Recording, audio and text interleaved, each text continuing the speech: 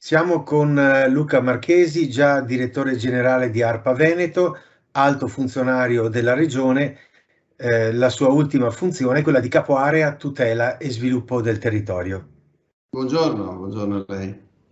Lei è uno dei massimi esperti della materia e quindi la prima domanda di inquadramento generale. Il Veneto è stato definito zona hotspot. Cosa significa all'atto pratico? Significa che quelli che sono gli effetti del cambiamento climatico che noi registriamo in Veneto, ma direi in tutto il Mediterraneo, hanno un carattere di lieve accentuazione rispetto a un trend mondiale consolidato, cioè quello che noi vediamo nella nostra regione, nel nostro paese e in generale nell'area mediterranea, conferma i macro dati di riscaldamento globale che si vedono a livello mondiale, con un delta lievemente superiore, è uno dei punti più critici del nostro pianeta. Quindi noi osserviamo questo delta che è all'incirca di mezzo grado ogni decennio nelle temperature medie ed effettivamente è un qualcosina in più del trend mondiale. Ma perché? Qual è il motivo per cui siamo hotspot?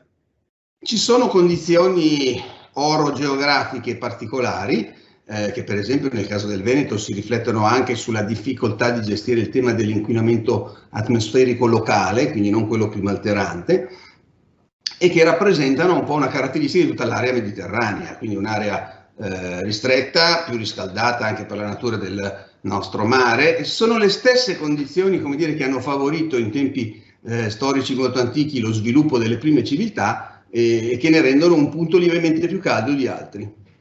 Ecco, quella accentuazione di cui lei parlava poc'anzi significa tradotta che avremo un'accelerazione di questi fenomeni rispetto ad altre località e anche una maggiore intensità?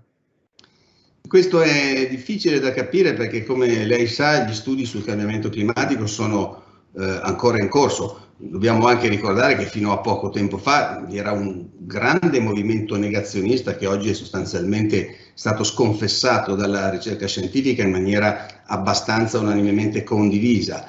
Però è vero che insomma, il fenomeno del trend di modifica del clima, come lo si è letto negli ultimi decenni, è un fenomeno recente, assolutamente nuovo nella storia e va preso insomma con grande cautela. È possibile che vi siano accelerazioni più drammatiche negli scenari che vengono definiti dall'IPCC Bureau, quindi l'organismo internazionale di scienziati che studia il clima. Ci sono scenari di forte accelerazione. Bisogna valutare con attenzione, certamente ci deve richiamare a un impegno. Tra l'altro, l'ultimo report di PCC ha riveduto, come dire, al rialzo le sue previsioni, dicendo sostanzialmente quello che doveva accadere entro il 2050 probabilmente accadrà prima.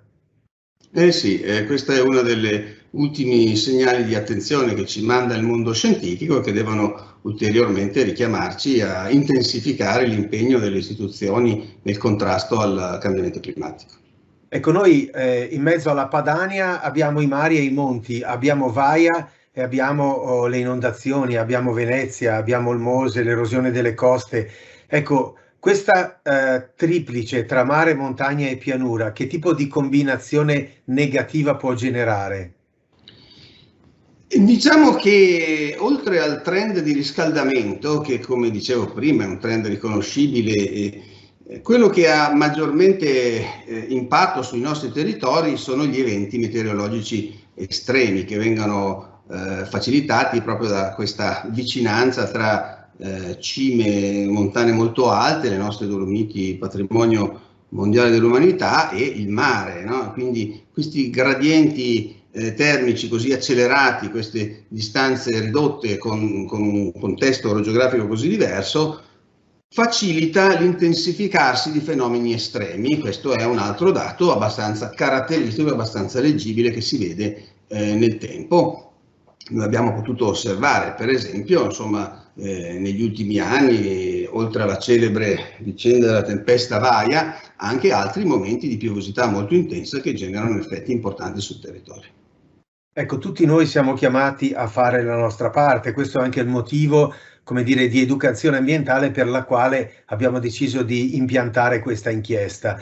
Certo, tra le decisioni dei G7 o di COP e come dire, il mio vicino di casa e quello che facciamo noi come cittadini, c'è un range di possibilità che è molto diverso. Rispetto a questo, anche gli stati, ma anche le regioni e gli enti autonomi hanno un ruolo da svolgere. Qual è il ruolo della Regione Veneto? Almeno il ruolo teorico.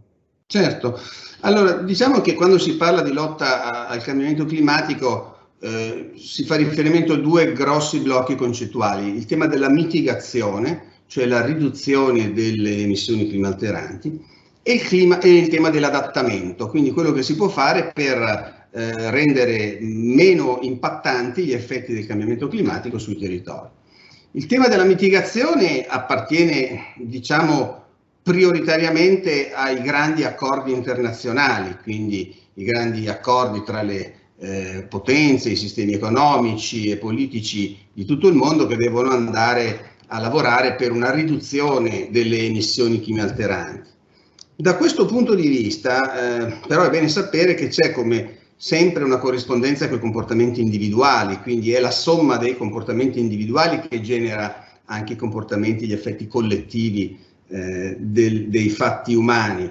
E allora anche i contributi nostri individuali del ridurre il riscaldamento a casa, piuttosto che privilegiare fonti rinnovabili rispetto alle fossili, hanno degli effetti. Ecco, è anche interessante capire che, per esempio, nel caso della nostra regione, le politiche di mitigazione, più o meno espresse o più o meno generatesi nei comportamenti delle imprese e delle istituzioni dei cittadini, hanno prodotto degli effetti. Recentemente l'ISPRA, che è l'Istituto Superiore per la Protezione e la Ricerca dell'Ambiente, ha certificato come il Veneto ha già raggiunto, insomma, gli obiettivi al 2020 di riduzione delle emissioni climalteranti, con una riduzione del 25% della CO2 equivalente emessa rispetto al 1990.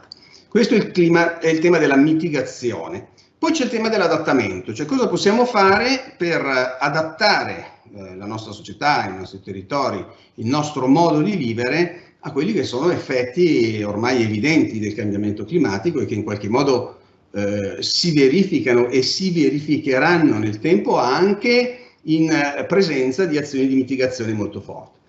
Ecco, questo direi che è il ruolo più proprio delle istituzioni locali, quindi dei governi regionali, dei comuni e delle articolazioni sul territorio. Altre regioni hanno creato un assessorato alla transizione energetica o hanno già legiferato in termini di politiche di adattamento, anche perché comunque ci vogliono dei fondi.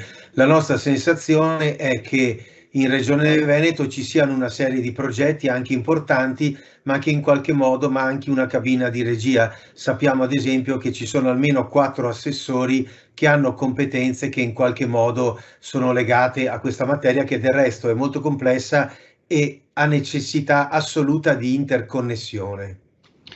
Non è esattamente così. È vero che sono diverse le materie che ineriscono sul tema climatico, ma questo è una caratteristica di tutti i temi ambientali, no? Pensiamo all'inquinamento atmosferico, quello locale, che viene prodotto dal settore agricolo, dal settore dei trasporti, dal settore dell'energia, quindi è, come dire, insito nella problematica ambientale che vi sia una multifattorialità, una interdisciplinarietà, una intersettorialità delle politiche da attivare.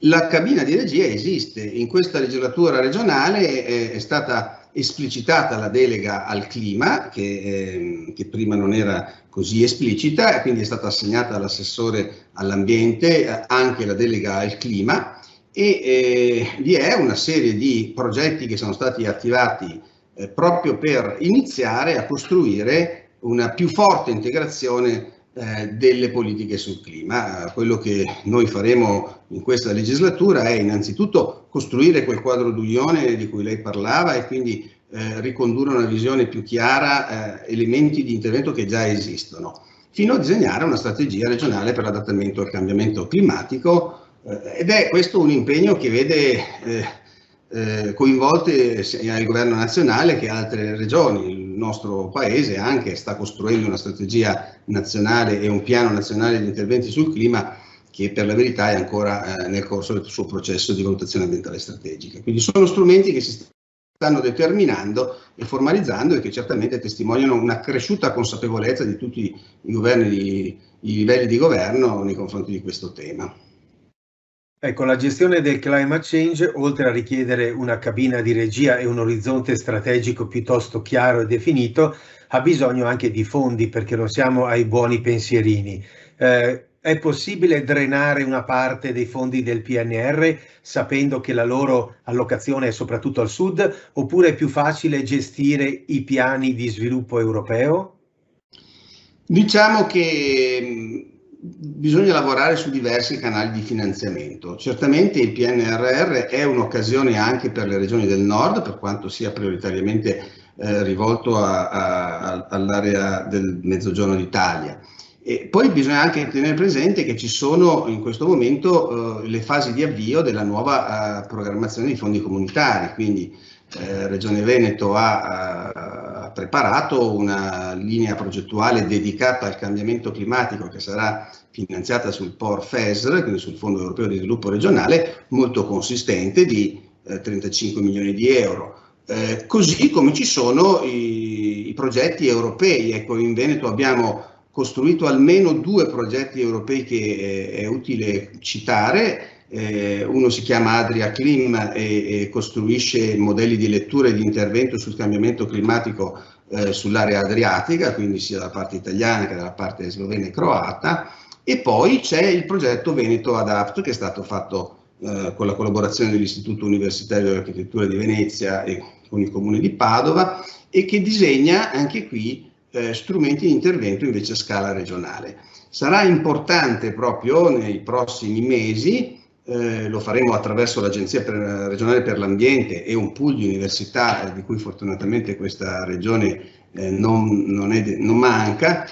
Sarà importante costruire proprio la lettura a scala locale degli effetti del cambiamento climatico e poi su questo quindi comprendere le strategie di intervento, perché il cambiamento climatico è lo stesso in tutto il mondo, ma ha effetti locali anche profondamente diversi. Certamente. La ringrazio di questo nostro dialogo, buon lavoro. Grazie a lei e arrivederci.